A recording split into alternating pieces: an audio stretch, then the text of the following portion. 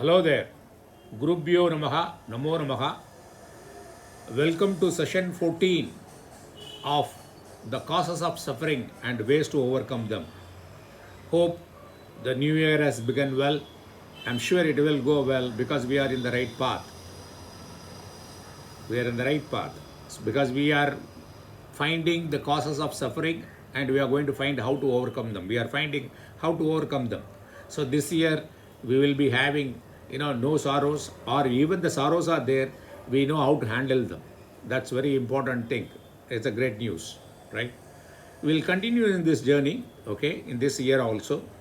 A lot of my friends and the people who are watching my YouTube channel, they have asked me, they have suggested me that if I can take something on something like a guide or a operating manual for how to attain self knowledge or how to travel in this spiritual path, right? So it's a self knowledge, a spiritual journey, something on that, on this.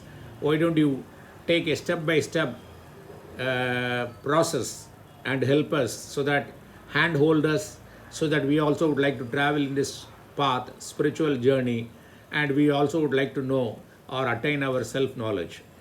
If there is a blessing, with the blessings of gurus, my gurus, and the Almighty, if everything is blessed, probably this will happen during this course of this year, I'm sure. Thank you very much once again. Have a great 2025. We'll go to Sutra 27. Tasya Saptada Pranda Bhumihi Prajna. It's amazing sutra. One of the best sutras, I can say that.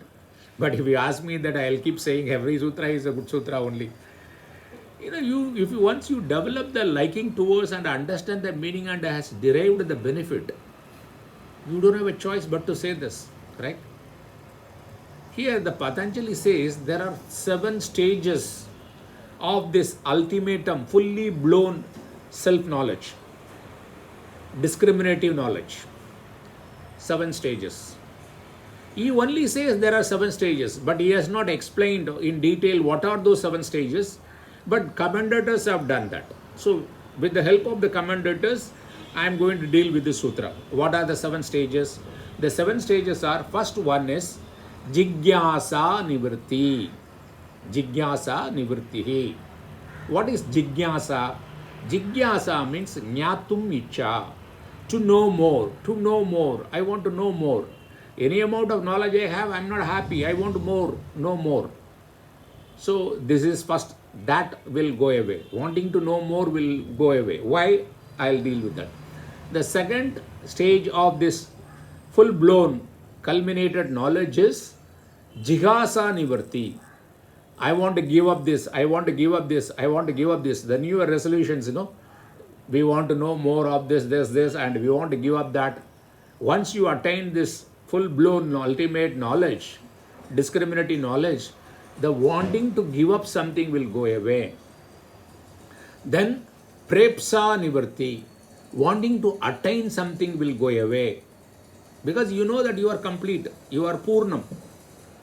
And Chikirsha Nivarti, wanting to do something more, that will go away. These 4 stages will happen by our efforts. You have to put efforts to attain these stages.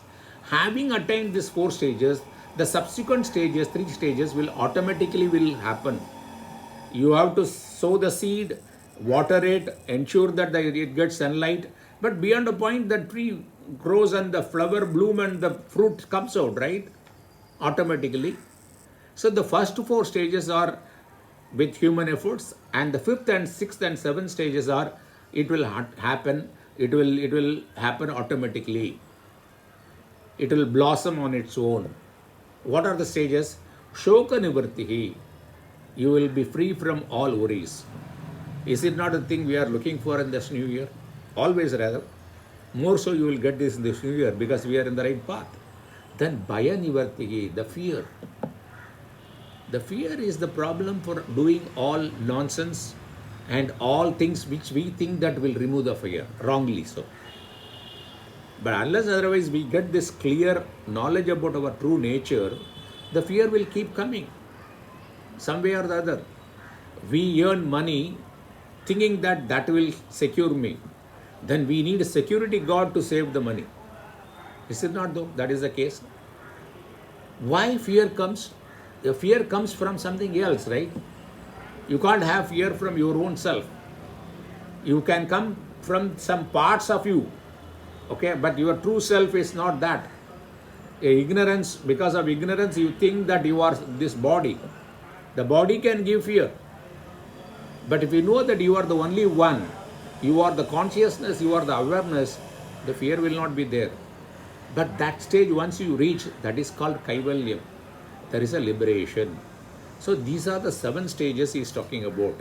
So we will go one after another. First one is Jnatum Icha. Jnatum Icha is what we said that Jnatum Icha is Jignasa Nivartihi. Why that is no more need to learn more or know more is because we know what is to be avoided. Future suffering should be avoided. How you will avoid?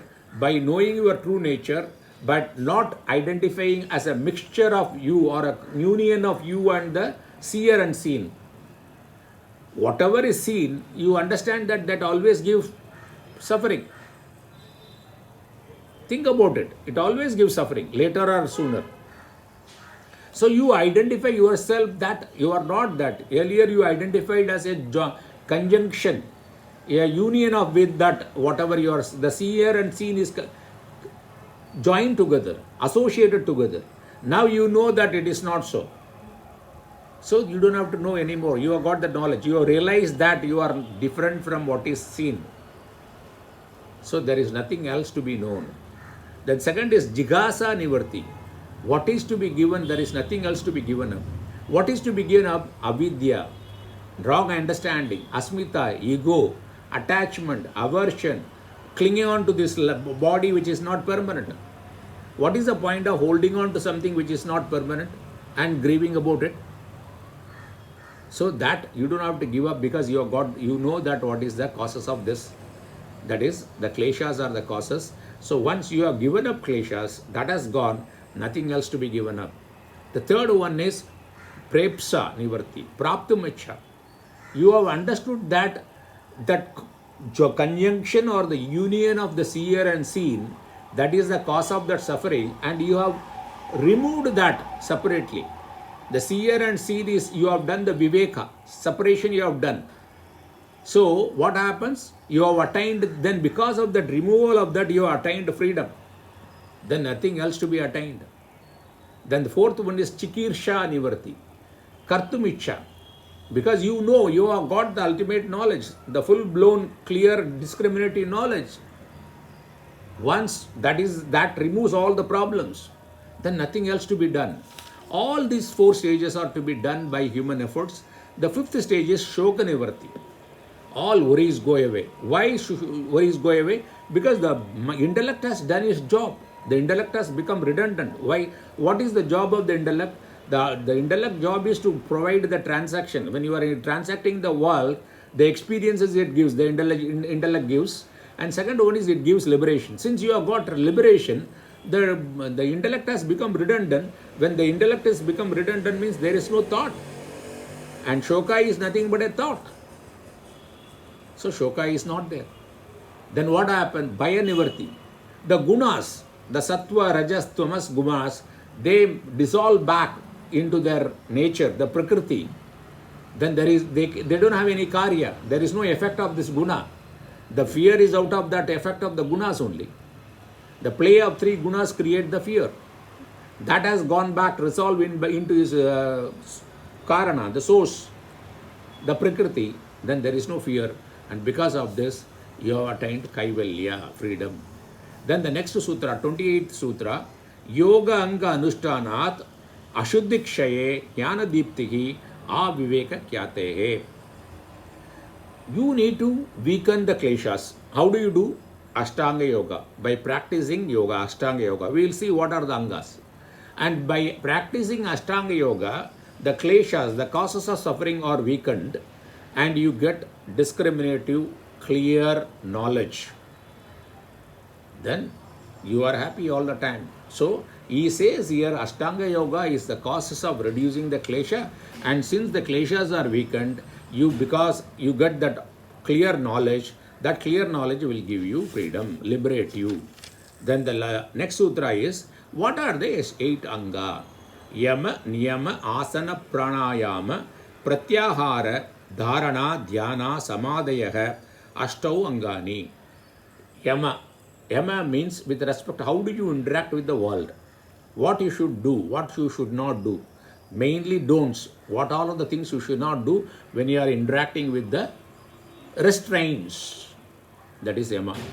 And this Yama is universal. You cannot say that I will do it this time, but I will not do it other time. Or I will do it in this place, I will not do it in other place. Or in these circumstances, I am allowed to do. No, it is universal. All the time, all the places, all the circumstances, Yama should be observed. That is the foundation of Ashtanga. That's why he mentioned it as the first. It is more or less logical and sequential. Unless otherwise the first step is really you achieved a proficiency, fairly good deal, you have gained some mastery there, you cannot get a result in the subsequent stage. So Niyama is dealing with oneself, our own self. What are the things you should do in all the time, in what places, in what circumstances, what should be done. Asana means sitting in one place. Sitting in one place straight, the spine cord erect, closing your eyes, you try that, it appears sounding very easy. Try that. 20 minutes from today onwards, close your eyes, sit straight, back erect, okay, neck erect, close your eyes. That is the time you will find that some place you want to feel like scratching, you will feel like belching, or you will feel like attending the phone call, or you feel like attending the nature's call. It is not easy. You have to practice it, master it, for which you have to do the Yama Niyama. You have to discipline yourself. Then once you have mastered asanas, then you can do pranayama, breath control. Breath control is a very important limbs of Ashtanga Yoga because it is the bridge between the body and the mind. To control the mind is difficult, more difficult than controlling the breathing. So through controlling the breathing, you can control the mind. Then pratyahara, sense control. Dharana means concentration. When you concentrate on something, the mind will deviate. Then you bring it back gently. In concentration, it is normal.